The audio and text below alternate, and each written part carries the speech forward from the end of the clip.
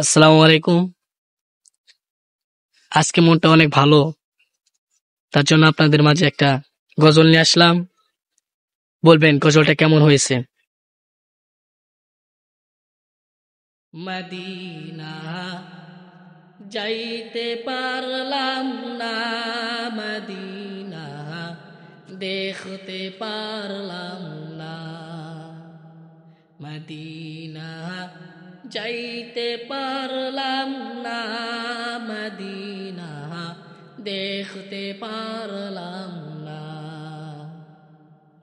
আমি অসহায় তাই এত দূরে রই, আমি অসহায় তাই এত দূরে রই, শুধু সালাম জানাই, মদিনা যাইতে পারলাম না, মদিনা দেখতে পারলাম